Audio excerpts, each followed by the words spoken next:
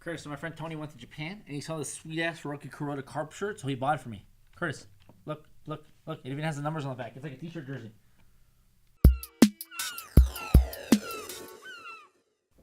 Coming to you pre-tape from the Best Coast Show studios, this is the Best Coast Show. I'm your host, Albert Aguilera. That's my producer, Curtis Stage. Curtis, I'm not going to say that I'm disappointed to see you sitting there, but I'm kind of disappointed to see you sitting there. Why? Because I'm not blonde and vivacious? And, like, hot. Vivacious. What is that a word? It's a word. Is it a word you just made up? Because I make up words. No, it's a word. I've never heard that word. It's like jaunty. What's jaunty? Like, bubbly. Then why don't you say bubbly? I could, but it doesn't say. It doesn't sound as cool? It doesn't sound as good. Jaunty sounds. We got to bring jaunty back. Where to go? I don't know. England. Oh. They say that in England. You were in England. I've never heard that word. No one said jaunty? No. She's a jaunty girl. I've never heard that before. Okay, I don't know.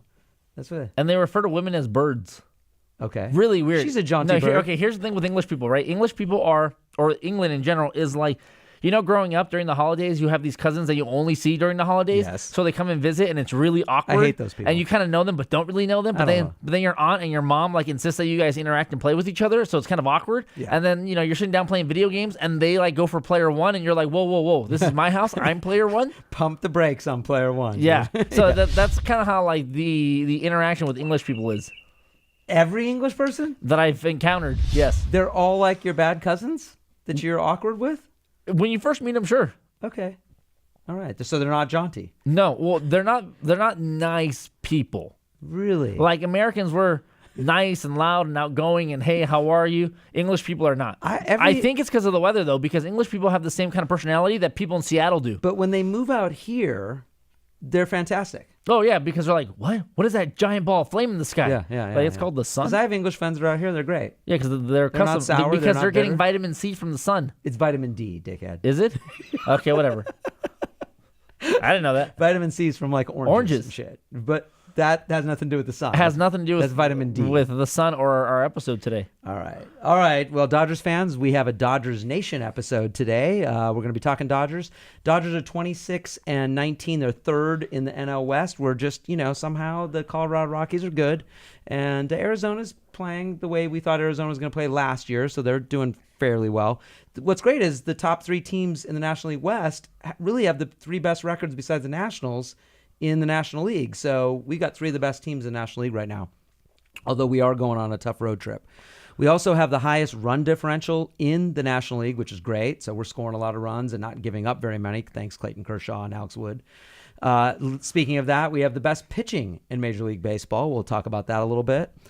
We, of course, have... I don't know. We're playing Tinder with the DL again. The disabled list is really the name of some exclusive club where only Dodgers are allowed to be in. I don't know what's going on. We should totally do that. We should open up a bar on Vince Scully Avenue or right where Alvarado meets Vince Scully and call it the disabled list. And only injured Dodger players can hang out there with hot chicks. And if you show up in a Dodger jersey of a player that is currently on the DL, you can get in.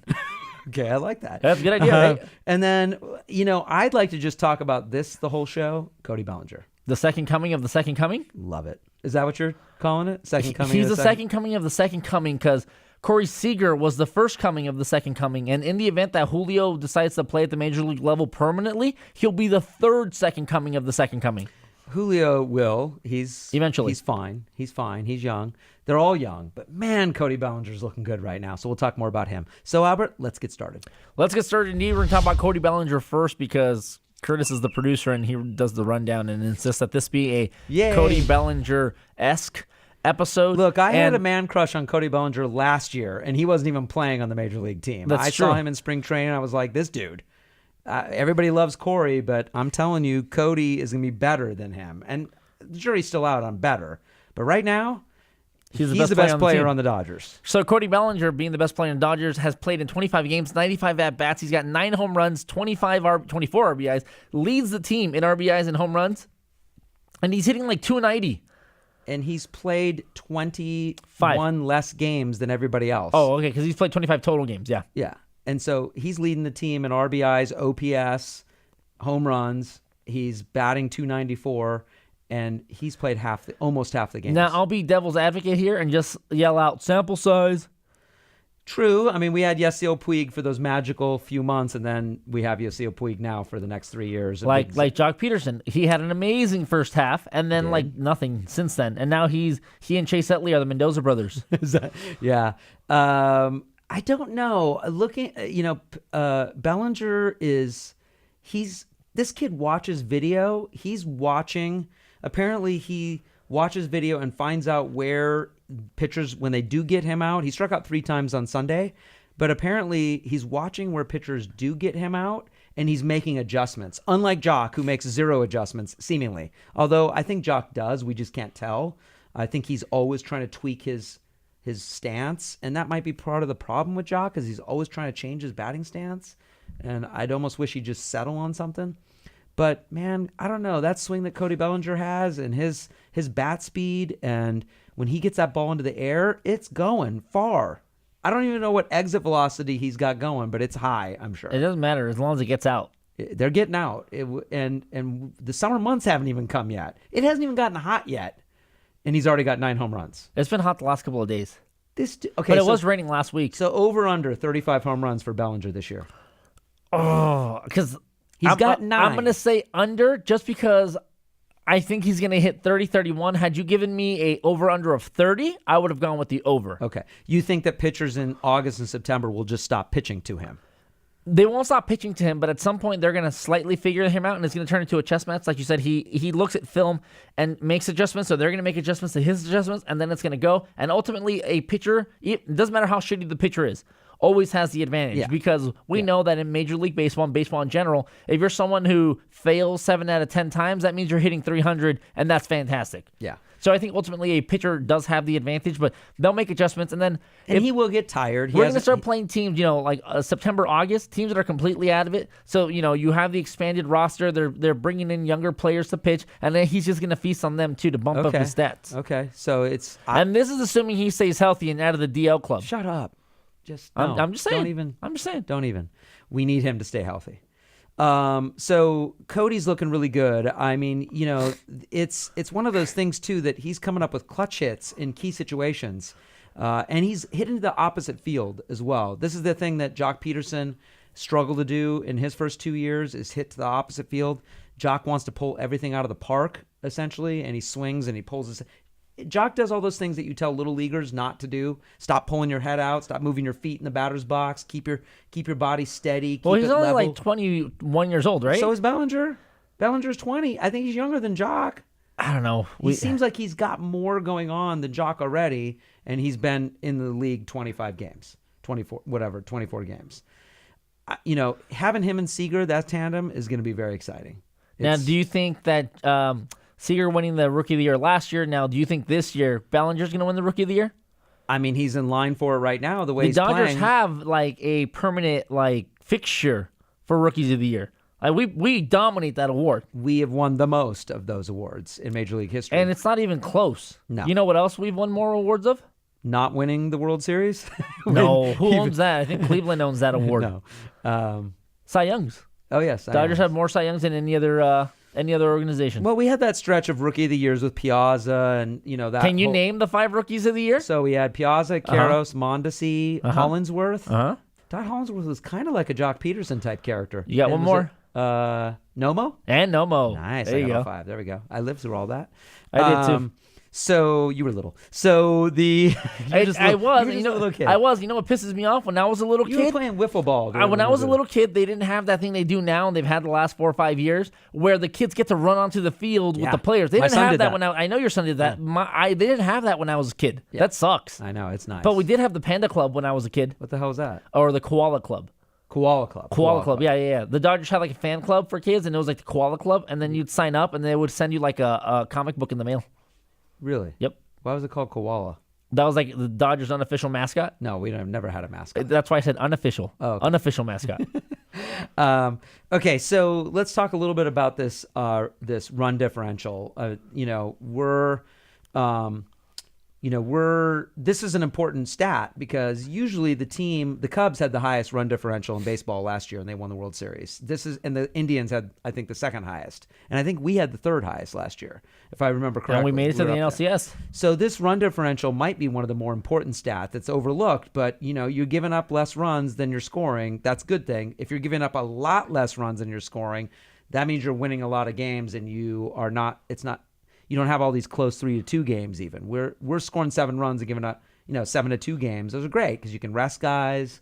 You can kind of rest pitchers. They don't have to go deep if you don't want them to. You can rest relievers possibly because then maybe the starters are going deeper. Our bullpen's been eating a lot of innings just because our starting rotation can't stay healthy. Yeah, but we got 52 starters. We have a lot of starters. Right now, do we? Alex Wood, by the way, is leading the league. He's still healthy. ERA, and he's healthy. And he's healthy. He's 5-0, and he's leading the league in ERA. Kershaw's healthy. Alex Wood's going to start the All-Star game. Alex Wood, you know arguably, what? I hope he doesn't, though, because historically Dodger pitchers don't do very well in the All-Star game, and then they stink it up afterwards. He's arguably better than Kershaw right now. I mean, just in terms of what he's doing. Well, he's not better, but he picked up where he left off last year because the second half of last year when they called him up and he got and he played the entire season. The second half with us. This guy was like striking out 9-10 batters a game, 9-10 and you're like, whoa, okay, so. This is the guy that we swindled out of Atlanta. Yeah. And then in spring training, he really stunk this year. Yes. But then, he comes up and they're like, hey, you're not going to be part of the 5-man rotation. You're not going to make the initial 5-man rotation. But don't worry, someone's going to get hurt. Yeah. And like clockwork, Rich Hill got the blisters, and then McCarthy had his back problem. Yeah. He had the back problem. Hunjin Rules, same deal. Shoulder issue. Maeda was on the DL this year as well. Yeah. And then so that's why they initially brought up Julio. And then who else did we lose in the pitching rotation? Just those 4. Oh, just. But yes, we lost 4 starting pitchers. Well, let's talk about the DL. We've had Gonzalez. We currently have 11. Forsythe. Currently 11. Let's look at our starting 9. Gonzalez, DL. Uh-huh. Forsythe, DL. Uh-huh. Turner, DL. DL. Puig, back close and to forth. DL. He's currently on the DL. But he's coming off of it. Peterson, DL. DL. Tolles, done for the season. Done for the year. So that's it. Luckily, Yasmani hasn't gotten hurt, and he's starting to heat up, by the way. Right. He was really bad, and I said he's going to have a big season this year. Back on the juice. He's great. I don't care. Vitamin C. Great. Vitamin C. That's what he's Vitamin on. C. Maybe D and C. He's on those. Vitamin H. He is. G and H. He's back on track. He hasn't gotten hurt, but everybody else in the team, Seager hasn't gotten hurt, and Grandal haven't gotten hurt. And that's the only 2 position players that started the season that haven't been on the DL or out for the season. And then you can go to the starting pitching. So why? Do we have a curse? And we don't have a curse. Zahidi and Friedman went out. They acquired all these players either via trade or via free agency that they knew had a history of getting hurt. That's why they got them on the cheap. Got it. When we traded for Rich Hill, we knew. Yeah, we knew. And then when they re-signed him, I think they overpaid a little bit because of his age. But in terms of the talent that's there when does play, it's a fair thing. McCarthy, we knew he was hurt. Brett Anderson, we knew he was a liability. Justin Turner wasn't hurt when we acquired him off waivers from the Mets. But he has gotten a history. But he had a history of hamstring problems. And what's his history right now? Out with the hamstring issue. But he's also hitting like 380. So he's leading the league. If he takes a week and a half off, I'm fine with that. I'm fine with Actually, a little rest for him is good because Forsythe is coming back. Yeah. And Forsythe, if you look at his career numbers, never had injury problems. He always played like 150 games a year, and then he comes to the Dodgers and suddenly he gets hurt. Yeah, that's what I'm saying. Is there kind of a curse? I don't know. Are they not training properly? Does it come back to that? It's like, hey guys, we need to stretch a little bit. Yeah, do they stretch? No, Stan Conti's not the trainer anymore. No, I know that. Stan Conti single-handedly ruined Matt Kemp's career. Did he? I think so. Matt Kemp's on fire right now. And Rihanna. Matt Kemp's on fire right now, by the way. Right now? It's only a matter of time before he runs into a wall. Whatever. Or slips on a bag. Whatever. I still have a soft spot in my heart for Matt. I do. I do. I like Matt. We need to trade for Ryan Braun. We are not trading for we are. Who? Where is he playing? I don't care. He can play in the outfield. We need a left fielder. We do? We got Bellinger. Bellinger's going to play at first. Gonzo's back. You think he's done? Okay, this guy goes into another one of his little, I'm going to hit 220 for 3 week slumps. And they're but Cody's hitting 325. He now has 24 home runs. Yeah. We can't play him every other day. He needs to play every day. No, Bellinger is playing every day from here on out. Yeah. He's playing every day. And maybe he'll get a day off, but he's 20, so he doesn't need that many days off. And we know more people are going to get hurt.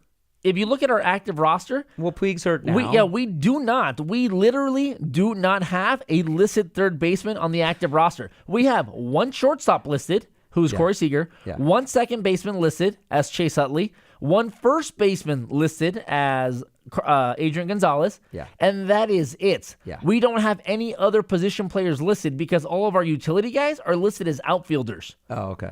Yeah. So we literally don't have a third baseman on our quote-unquote active Chris roster. Taylor could play third, and Forsythe's going to play third. He's coming back. He's going to play third while Turner's out still. And who's going to play second? Yeah, Kike at Taylor, second, and Taylor? Taylor's playing second. Taylor's on fire, dude.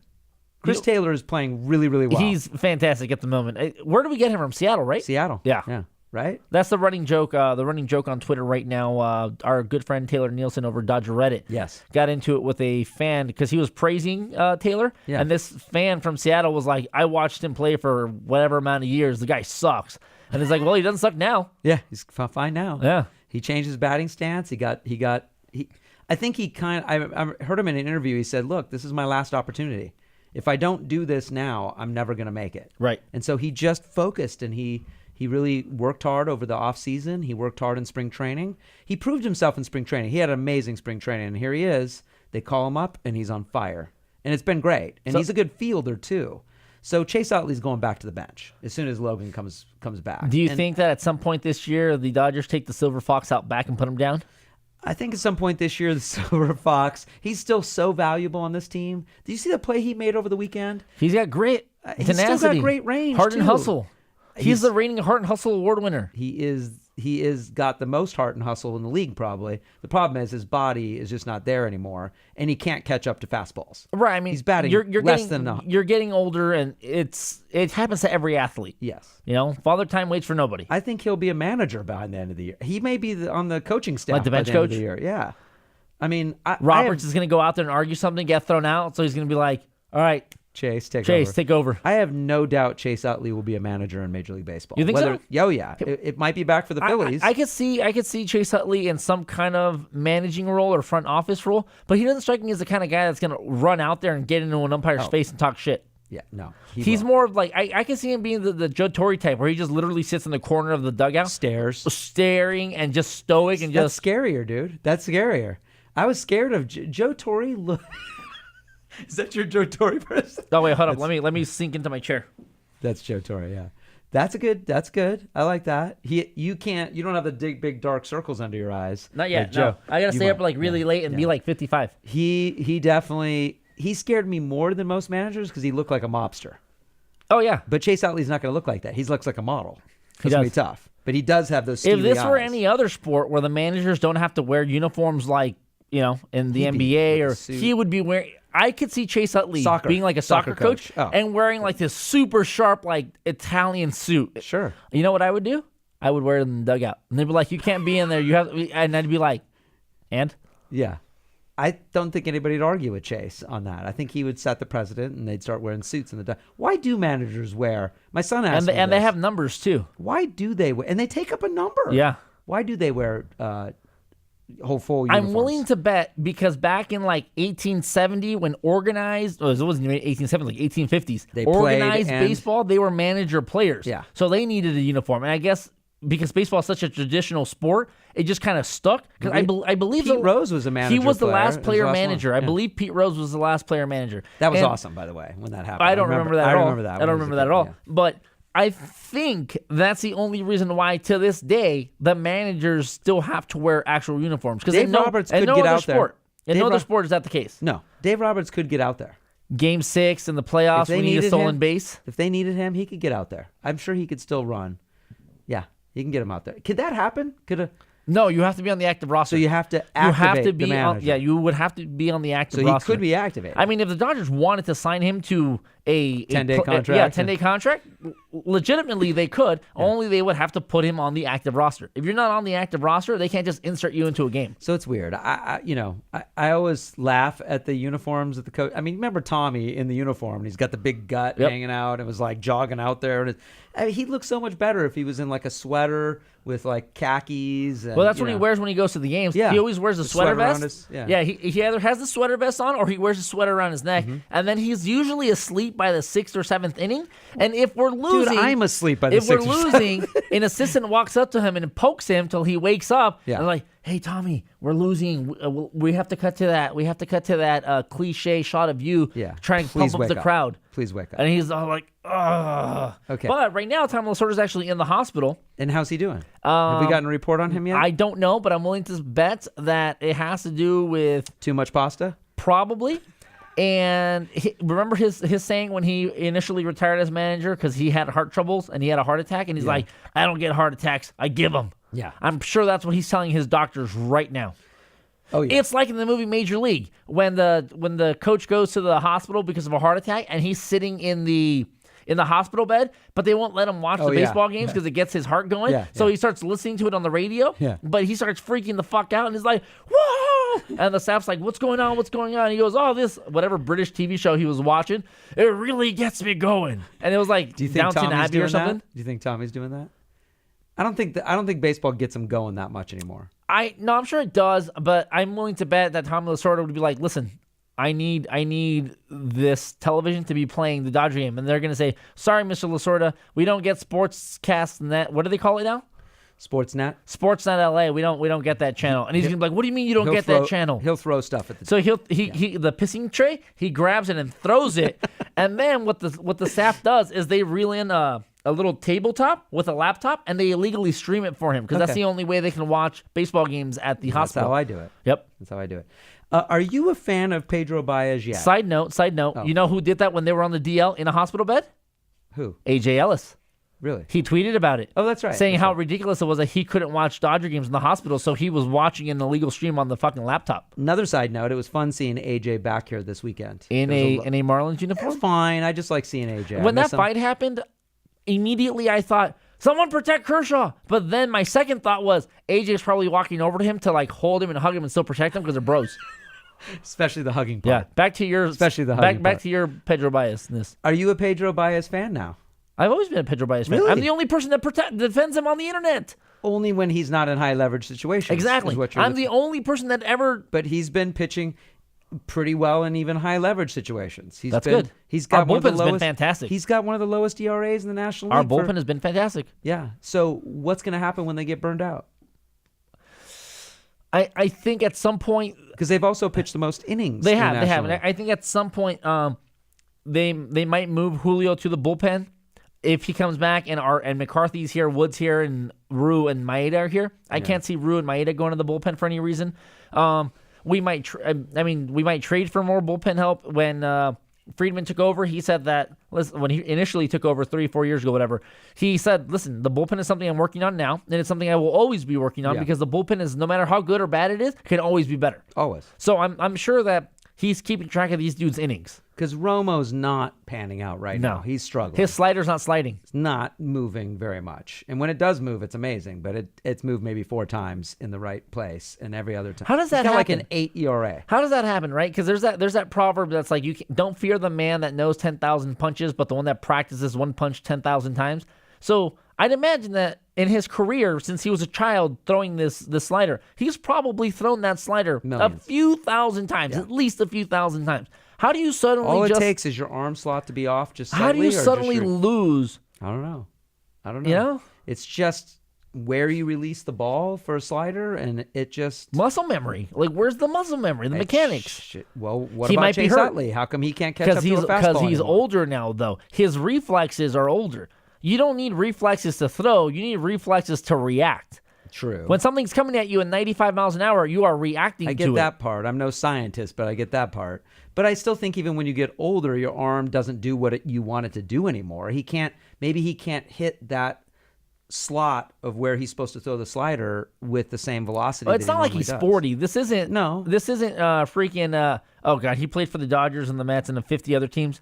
Left-handed pitcher. Bartolo Colon? No, left-handed pitcher. He pitched till he was like no shit. Oh, 40. James Franco? No, Jesse Orosco. He pitched till he was like 49. James Franco. James Franco's an actor, right? James Franco is an actor. The other Franco, though, pitched for the Mets. But Jesse Orosco. Yeah, Jesse Orosco. I mean, the dude pitched. He was a left-handed reliever. He pitched till he was like 49. Yeah. And like he was pretty effective into his 40s. Bartolo Colon, he's 40-something, right? Like 80. Dude. And Roger Clemens, I know he was on PEDs, and he was still pitching at 40-something.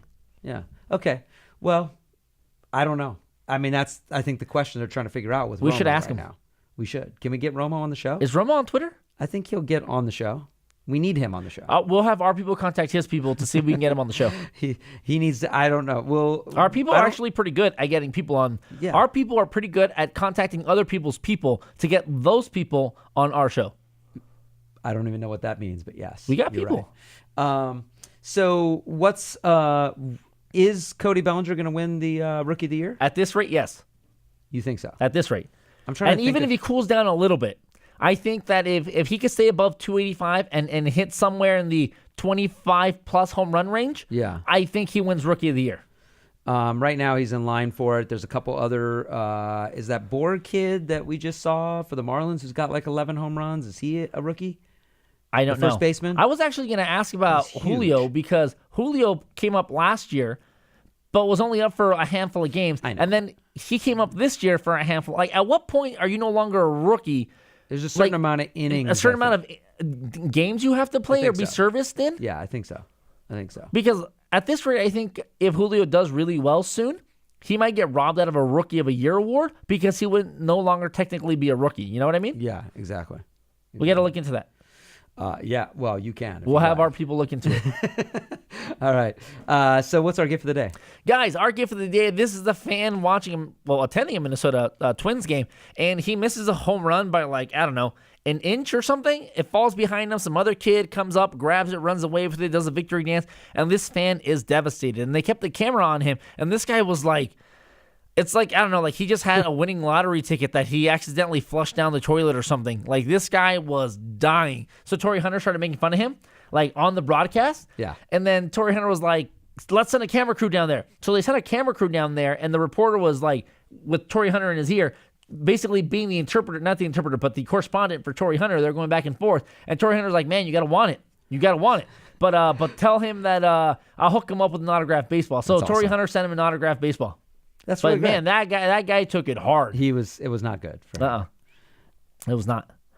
All right, guys, that's been our show. Don't forget to stalk us on Twitter at Best Coast Show. You could check out the website, www.bestcoastshow.com, for the news, articles, and the updates. You can see all the behind-the-scenes action on our Instagram, also at Best Coast Show.